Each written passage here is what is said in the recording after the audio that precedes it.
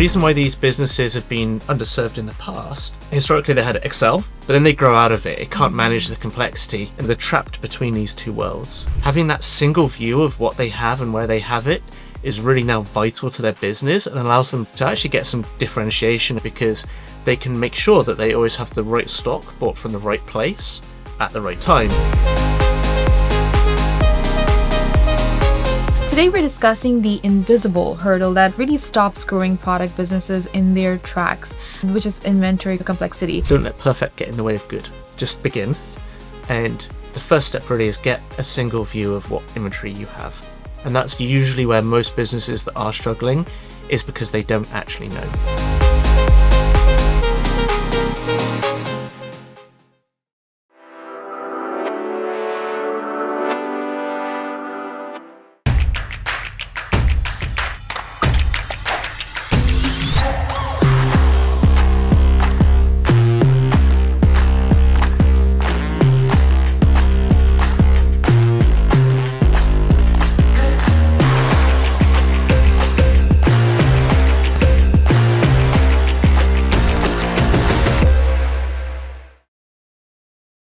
Hi everyone, this is Maheen and welcome to the CanadianSME Small Business Podcast. Today we're discussing the invisible hurdle that really stops growing product businesses in their tracks, which is inventory complexity. Now in 2026, selling across Shopify, Amazon, and wholesale simultaneously isn't just a sales strategy, it's an operational puzzle that spreadsheets can no longer solve. To discuss this, joining us is Ben Hussey, the co-CEO of Katana. Based in Toronto, Ben is a veteran of e-commerce and SaaS world with a career spanning leadership roles at Elastic Path and SAP. Today, he leads a platform that manages over $3 billion in annual sales, helping mid-market merchants move beyond manual tracking into real-time, AI-driven visibility. So there's lots to discuss, and without further ado, let's welcome our guest, Ben. Ben, it's a pleasure to have you with us, this time in person. How are you doing? Thank you for the kind intro, and I'm doing well, thank you. It's good to have spring finally here in the city. Now, Ben, last time we discussed, again, some critical issues in the space, and this time we'd love to kind of open a discussion by understanding the multi-channel challenge. Most small businesses, they really start with a single channel, but once they hit like Shopify or Amazon and wholesale at the same time, the wheels often start to come off. Please tell us what defines a modern multi-channel merchant and why are they underserved? I think that maybe the first thing to realize is lots of small businesses don't actually necessarily start out this way. As you said, they will often start with, a product vision, something they want to sell, and they'll have Shopify as their web front. And perhaps the inventory is in the garage or, small warehouse, and they're using a spreadsheet to manage it. But what happens is it's a good story. They get successful. And they realize that they can now make more money by selling on Amazon. They could perhaps sell into stores. So if you take one of our customers is called goodprotein.ca. Great example. They make their own protein powders and they sell on their own website in Amazon. They also now start to sell in other stores. And the complexity there is that you need to know exactly what inventory you have for each channel available to sell at any moment so that you don't have too much or too little. What adds to the complexity is oftentimes you'll make or source the products in different ways. And so the inventory available to sell may be in different places. It's not like you can just walk into the warehouse and count it all, because you may have some in your warehouse. You might have some in the Amazon warehouse if you're fulfilled by Amazon. It could be a drop shipper, third-party logistics. So as well as many channels, which kind of defines this modern merchant, they often have different sourcing strategies and locations as well.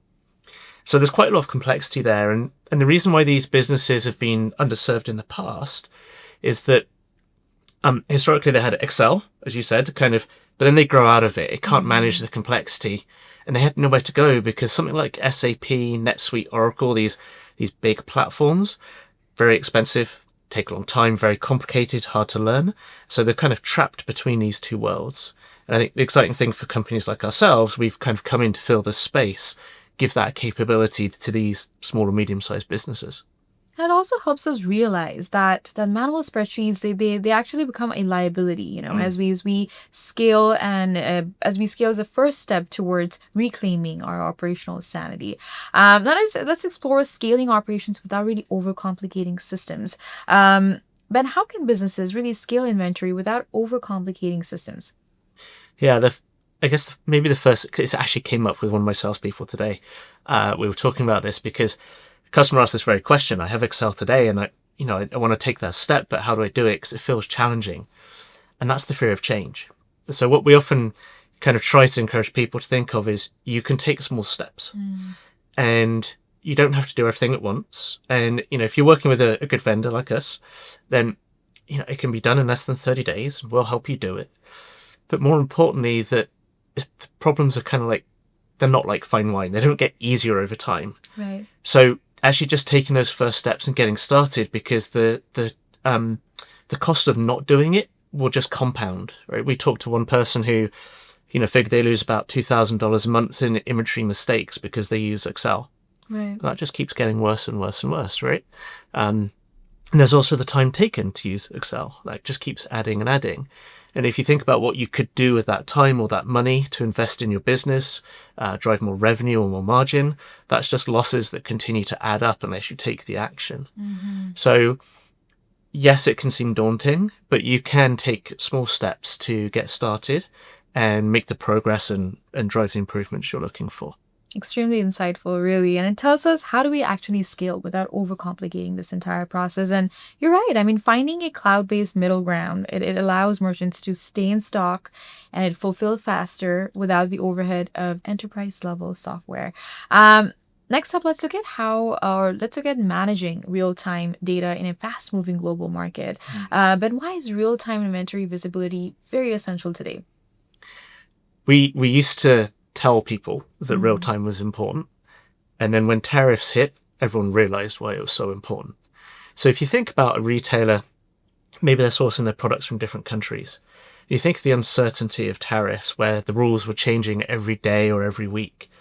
So if you don't have real time, up-to-date information on your suppliers, your costs, where your inventory is, how much you have of it, then for you to run a successful business where you get the right product to the right customer at the right time and still make money is going to be very difficult, particularly in these complicated multi-channel type scenarios or multi-sourcing scenarios. And so for us, it's actually something we hear from our customers, that having that single view of what they have and where they have it is really now vital to their business and allows them to actually get some differentiation and competitive advantage, because they can make sure that they always have the right stock bought from the right place at the right time. And that's, for any product-based business, that's your real goal. And we've seen it again in the last few weeks. If you think of the supply chain challenges with the Middle East situation, again, that's thrown a lot of businesses off, in terms of what inventory they have and where they have it. And so, for us, we just see it's kind of the new norm of having that real-time visibility on what you have and the costing and all the data behind it. Absolutely. Having data that you can act on in seconds, rather than days is the only way to really protect our margins during a supply chain shock, as you rightfully said about the Middle Eastern, issues going on. And to all the merchants that are watching, in 2026, you cannot manage what you cannot see. So if you're still running your warehouse on hope and manual stock takes, then you might be sitting on tens and thousands of dollars in hidden inventory, just like the client who found $40,000 during a Katana audit.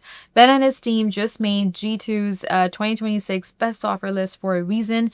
They help you stop guessing and start knowing. With Katana's new AI native replenishment prototype, you can finally move from reactive buying to proactive scaling. So don't let a lack of visibility be the reason you miss your next growth milestone. We're going to take a quick break here. Don't go anywhere, because coming up next, we'll dive into how AI is changing the way merchants make smarter buying decisions.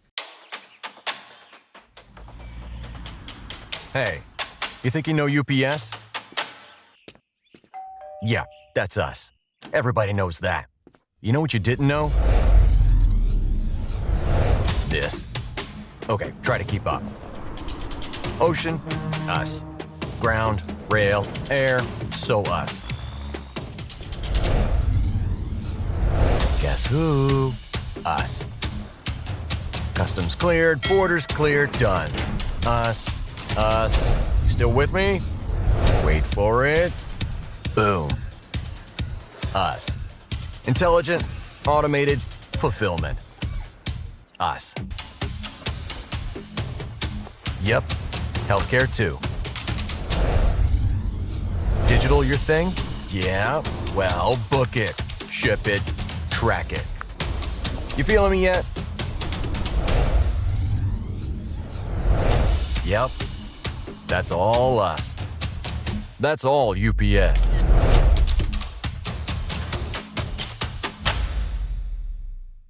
Welcome back, everyone. Let's jump right in and explore how AI is helping businesses move from guesswork to precision in inventory planning. Now let's explore how AI is improving smarter buying decisions, Ben. Tell us, how does AI improve inventory and replenishment decisions? So AI is often a scary topic for people, right? There's lots of hype, there's lots of drama in the news. And what I always encourage people to think about is AI is a technical solution for a problem. Right. Just like the web was and the internet was, right? These are all things that help to improve business operations. And so you can think of the AI technology in a couple of different ways. One is automation of repetitive tasks. The other is things like demand fulfillment. So things that require a lot of brain power, a lot of data, and a lot of kind of crunching through, AI can do in seconds. So for example, we're currently trialing some capability where our AI agent will automatically tell you, based on forecast data that you input or it gets from itself from different channels, different integrations, what product you need, where you need to buy it from, what you need to make available to which channel at what time. So that automated AI forecasting demand planning, which can then turn that into the orders you need at the time you need it from your suppliers. Now that is something that would normally take an operations manager days or weeks to put together, Right. using Excel or whatever it is. We can now do that in seconds. And so that can give you a real advantage in terms of your operational efficiency, effectiveness. And, we see this as a really big advantage for businesses, as they really can do much more with less. Wow, that was extremely helpful, really, Ben. And you're right. I mean, it helps us understand that turning vast amounts of raw inventory data into automated buy recommendations, and moves the merchant from a manual operator really to a strategic owner. But just to add to that, I mean, if you Please. imagine that you're a business that has 300 or 1,000 or a few thousand SKUs, being up to date on exactly which ones you need and when, that's going to be a challenging thing to do as a human. You need technology to help you. Right. Just to be able to do it, not even just to be able to do it well, but just to manage that operation. If you can then add to that the efficiency and effectiveness, so things like our AI engine can tell you that you've had certain stock sitting on the shelf for too long, or that you've got some trends that you should watch. That might mean you need to buy more. Maybe your safety stock levels are wrong, your margins are wrong. We can tell you all of that with the data that we have in our platform and expose it to you so you can make the right decisions. And I think that's going to be really powerful for people.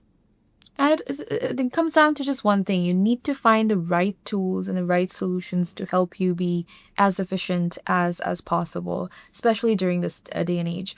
Now, finally, Ben, let's look at this future of supply chain technology and innovation. The times are scary, as you mentioned. What is the future of supply chain management for merchants? Yeah, it's interesting because I think it actually correlates with what you just said about businesses making sure they've got the right tool at the right time. So, if you're just starting out and you're doing a few $100,000 of revenue or tens of thousands of dollars of revenue, what you need then and what you need when you're 5, 10, 50, $500 million of revenue can be different. What has happened over the last 5 years, I think, is that the technology gap has now decreased. So you go back a few years and you think of someone like Walmart. Obviously, massive company, massive budgets, well known for their operational superiority, their efficiency of what they can do, driven by technology. That technology is now available to a small business. And because smaller businesses are more nimble, they can react quicker. I actually think it gives small businesses an advantage now that they have the capabilities of the larger enterprise, but can move faster.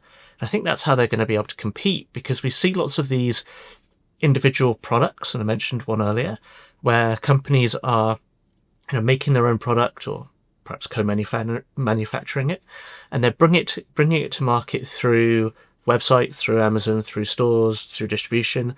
And that's just something that wasn't really possible a few years ago. And that's because technology is allowing these businesses to grow with a much smaller operation and get big in revenue. So right tool at the right time. And I think for me in the changing supply chain world, that becomes even more true. And I really think does help close the gap for small businesses and allow them to do things that they just couldn't in the past. There is absolutely no doubt that streamlining native integrations, that it would ensure that merchants can stay focused on their brands, and while the technology, handles the heavy lifting of inventory. So thank you for highlighting that. As we wrap up, Ben, and this was a great conversation, by the way, thank you for sharing what Katana can actually do for our listeners. As you wrap up, what advice would you give to businesses that are really struggling with inventory issues? Yeah. Don't let perfect get in the way of good. So just begin. And the first step really is get a single view of what inventory you have. And that's usually where most businesses that are struggling is because they don't actually know. We've got customers we talked to, one recently, they got Katana set up and they said, we found $40,000 worth of inventory we didn't know we had. So, you've been waiting and waiting to make the decision to change, and that's just adding up. Right. So get started, use vendors, right? Vendors like ourselves and others are out there who, talking to us doesn't cost you anything. Right. So, have those conversations, listen to podcasts like this one, educate yourself, but also try things.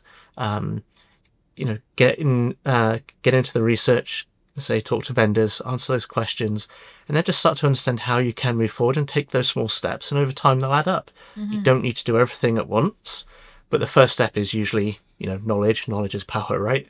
If you know what you have, then you can start to make good decisions. Great advice. I love that you don't have to do everything all at once. And this is actually a great reminder that the problem isn't usually that you're doing something wrong.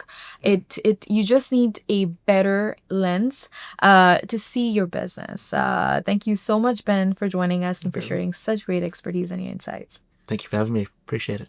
And that was Ben Hussey from Katana, a masterclass in multi-channel inventory, scaling through the ERP gap, and how AI is finally making the sense of supply chain data for SMEs. Thank you so much for tuning into the podcast. Please be sure to subscribe and visit our website, CanadianSME.ca, for more resources.